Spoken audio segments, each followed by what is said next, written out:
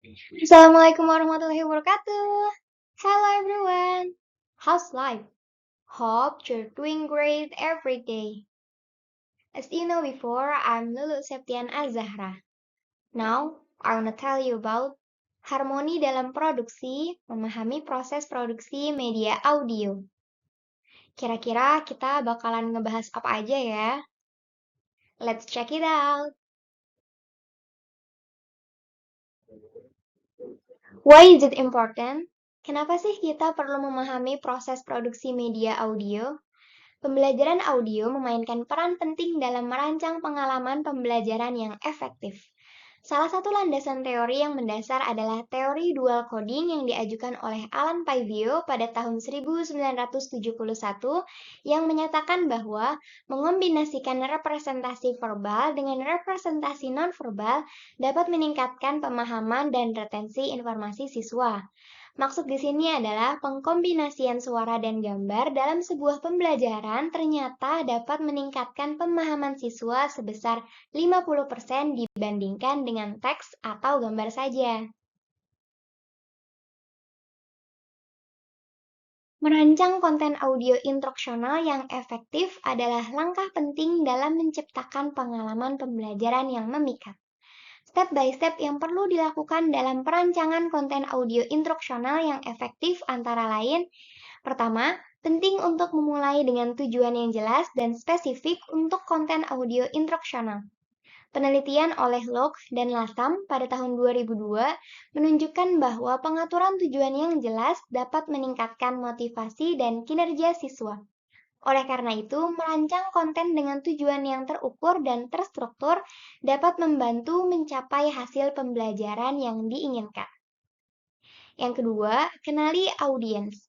Lakukan analisis audiens untuk memahami kebutuhan, preferensi, dan karakteristik audiens target Anda.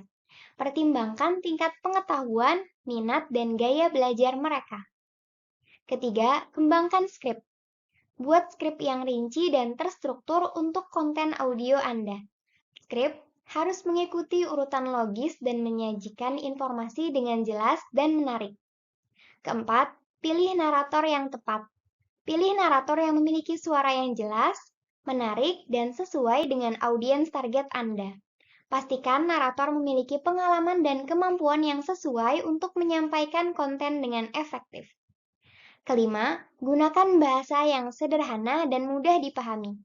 Hindari penggunaan istilah teknis yang rumit atau bahasa yang sulit dipahami. Gunakan bahasa yang sederhana dan mudah dipahami oleh audiens target Anda. Yang keenam, penggunaan suara yang ekspresif dan bervariasi. Hal ini dapat meningkatkan daya tarik konten audio. Studi oleh Bakarowski dan Oren pada tahun 2008 menunjukkan bahwa variasi dalam ekspresi vokal dapat memicu respons emosional yang kuat dari pendengar. Oleh karena itu, merancang konten dengan suara yang ekspresif dapat meningkatkan keterlibatan dan pemahaman siswa. Ketujuh, perhatikan kualitas audio. Pastikan kualitas audio konten Anda tinggi dan jelas. Gunakan peralatan rekaman yang baik dan pastikan lingkungan rekaman bebas dari gangguan atau kebisingan yang mengganggu. Kedelapan, penting untuk memperhatikan durasi konten audio. Penelitian oleh Carl Yuga et al. Pada tahun 2003 menemukan bahwa konten yang disajikan dalam potongan-potongan pendek cenderung lebih mudah diproses dan diingat oleh siswa. Oleh karena itu, merancang konten dengan durasi yang sesuai dapat membantu meningkatkan efektivitas pembelajaran. Yang kesembilan atau yang terakhir, penting untuk menyediakan kesempatan bagi pendengar untuk berinteraksi dengan konten audio. Penelitian oleh Jonasson pada tahun 1999 menemukan bahwa interaksi dengan materi pembelajaran dapat meningkatkan pemahaman dan retensi informasi. Oleh karena itu, merancang konten dengan elemen interaktif seperti pertanyaan refleksi atau tugas praktis dapat meningkatkan efektivitas pembelajaran. Teknik produksi media audio mencakup penggunaan teknik pemasaran dan promosi yang efektif untuk menjangkau audiens yang lebih luas. Strategi pemasaran seperti penggunaan media sosial, Kampanye iklan atau kerjasama dengan platform distribusi audio dapat membantu meningkatkan visibilitas dan popularitas konten audio pembelajaran. Menurut penelitian oleh Dimmer et al. Pada tahun 2020, strategi pemasaran yang efektif dapat meningkatkan jumlah pendengar dan interaksi dengan konten audio. Selain itu, terdapat evaluasi dan umpan balik yang tidak boleh dilupakan dalam produksi media audio pembelajaran. Setelah konten audio diproduksi dan disebarkan, penting untuk mengumpulkan umpan balik dari pendengar dan melakukan evaluasi terhadap kinerja konten.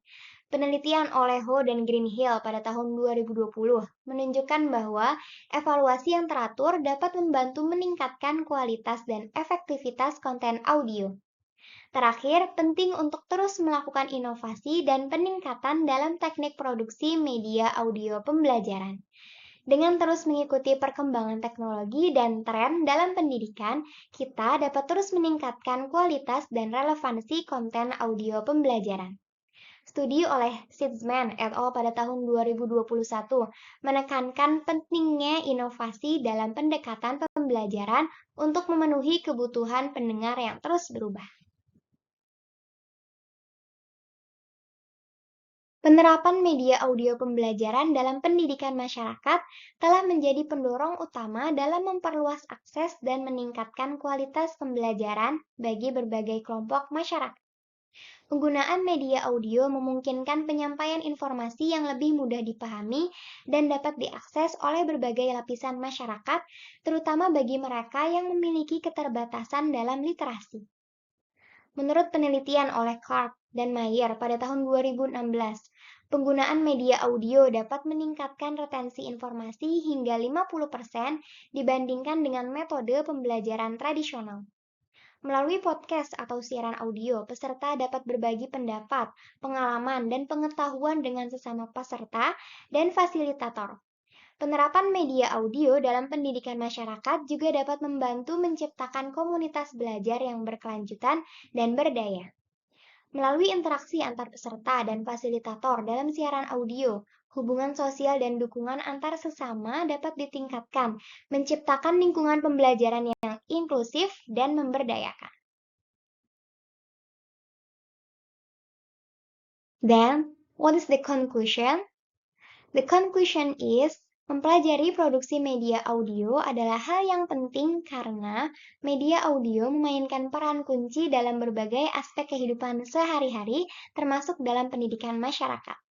Dengan pengetahuan yang tepat tentang produksi media audio, kita selaku individu dapat menciptakan konten audio yang berkualitas tinggi yang dapat digunakan untuk berbagai tujuan, mulai dari hiburan hingga edukasi. Oleh karena itu, penting bagi kita untuk memahami dan menghargai nilai dan manfaat produksi media audio, baik sebagai alat pembelajaran dan edukasi, maupun sebagai medium untuk ekspresi kreatif dan komunikasi. So, that's all from me. I do apologize if I made some mistakes. See you later. Wassalamualaikum warahmatullahi wabarakatuh. Thank you.